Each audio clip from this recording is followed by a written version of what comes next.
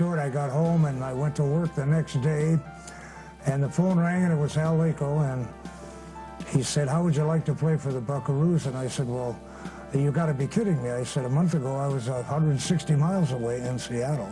We always bugged him all the time. We called him Suitcase. He played for, I think he has a record for playing for the most pro teams in hockey, but he ended up here, and he was fun to play with. I played against Red Eye, played with Red Eye, and I played against him, and I'll never forget playing against Red Eye in Seattle. He played for Seattle, and I played for Portland, and I go skating around him, I'm cutting with the puck, and I got him beat, and I'm cutting in on goal. All of a sudden, I feel this whack across my leg, just a two-hand slash. And I turn around, and sure as heck, it's Red Eye, and we kind of pushed and shoved. We both got a penalty. In those days, the penalty boxes were awful close together, and we go in the penalty box, and I'm madder than the son of a gun. My leg's sore than the son of a gun, and Red Eye looks over at me, and he says, "How's the wife and family, Bill?" I don't think I ever played with a guy that every night, 110%, every night. And I mean, he used to give me a little shot every once in a while. He'd, you know, saying, why don't you pick it up a little bit or get going, or what are you just moping around here, right? And so. It's like each year, what Hal Laycoe would do to improve our team, he would add 1 or 2, maybe 3 new players to the team to make it a little bit better, and that's why we constantly, year after year, won. 64, 65, I think Connie was there that year, so we had a change in defense then, but we always had good defensemen, though.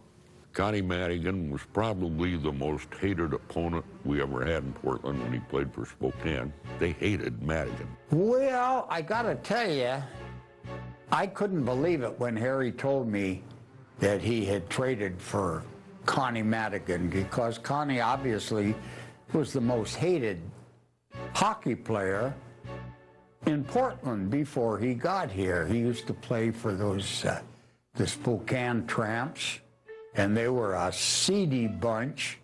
And really, nobody in this town liked anything about the Spokane, what were they, Flyers?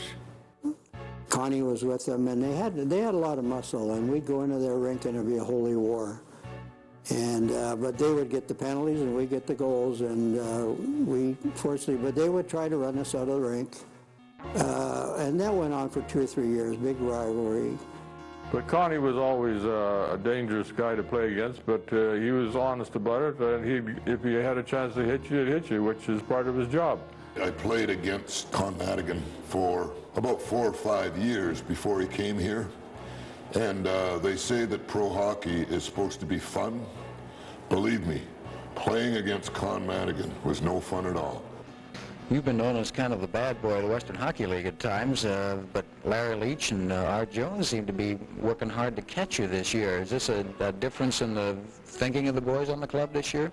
Well, I think they're playing a little tougher, and you got to have a little body contact. And when the forwards hit, the defensemen, they play better, and they pick up the puck. When they take them out, and that's the job the defenseman's supposed to do. As soon as the loose puck's there, he's supposed to grab it and look around and make his play to the forwards and get them away quick. But as far as penalties, I don't think that the forwards are not getting too many penalties. Mostly the defensemen are getting penalties. Yeah, I mean, you know, you can change a game very easy.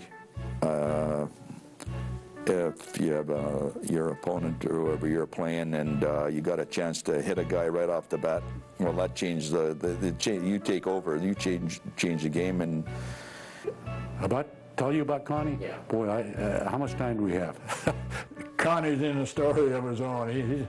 He's really a tough guy, and he plays that way all the time. He's a good team man, and he just likes to win. And he'll help you if you're in a fight, or even start a fight to get the team going. I mean, you're always talking on the ice, you know, too. But I don't think I really went out of my way to run over a guy. I mean, if they challenge you, I'm here to fight. Go ahead. The pushing and shoving often erupts into fighting. Speed and contact of bodies and sticks force players right to the edge of violence. And sometimes over that edge.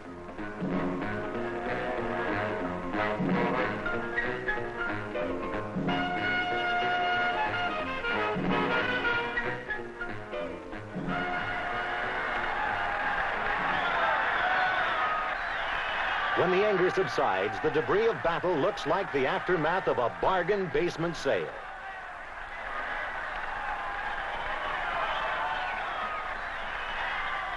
Somehow we were able to make a deal to acquire his contract, and he came to Portland. I was in Providence, Rhode Island, and I was a Boston affiliate, you know, and Fernie Flaman was the coach, and I couldn't get signed there, and he said, well, either sign or we suspend you. And I said, well, do what you have to do. I was in the office and the phone rang, and it was Bud Poyle from San Francisco. He was the general manager and coach.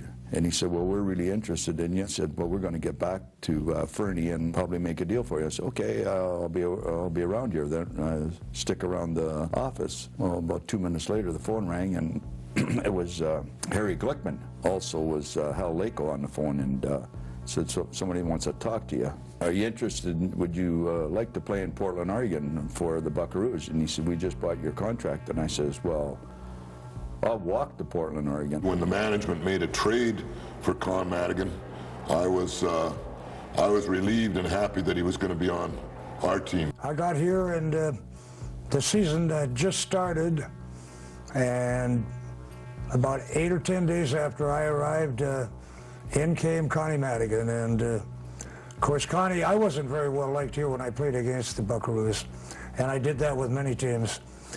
And Connie was a lot worse liked than I was, so including myself, I really didn't like playing against him. And well, it gave us more muscle. And what we needed on our team, in my opinion, in the first 4 or 5 years was muscle. We had Jack Biondo was getting up in his years.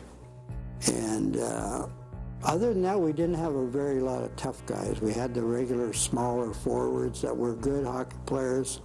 In fact, I'd have to say that Arnie Smuts, our smallest guy, was one of our toughest guys. Connie brought in muscle, Red Eye brought in muscle, and teams would try to, before they came, would try to run us out of the rink by scaring us and, you know, all this. And once they came and made it a little easier. First game here, we go into overtime. Connie scores the winning goal. We were playing against, first game, he said, well, you're not going to play that much, he says, but you and Red Eye will play together, and it's okay. So I was playing Los Angeles, which I played for the year before. I didn't know how the people were going to react to me, and I mean, because they hated me here, right? So I think it was in overtime. I'm not sure it was overtime or the last minute of play. Howie Young passed the puck out, and he went rink wide, and I just got on the ice in Red Eye, and I stepped in at the blue line and let the shot go and scored the winning goal. Well, everybody went crazy. That was the start of Portland, Oregon. From there on in, he became maybe the most popular player we ever had in Portland. I mean, he's a tremendous hockey player. There's no question about it. And when you were on the ice with Connie Madigan, you got a lot braver. He was tougher than a $2 steak.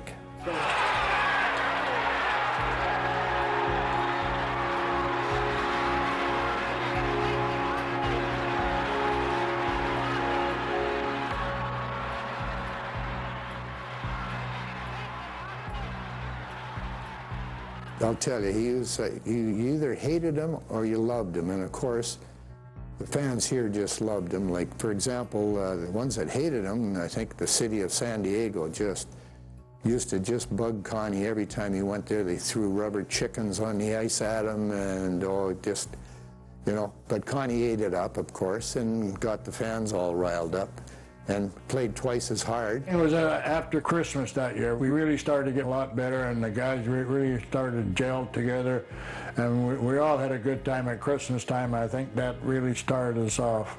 There was a special air in the room that year because we'd go on the road and we'd sing King of the Road, you know, and it was a team effort. It was, you know, that was a big, I would say, championship, and the competition was very tight and tough, and you know, but we managed to come on top. I think we had a goal in our mind that year, and it worked out. We all came together. We were having fun.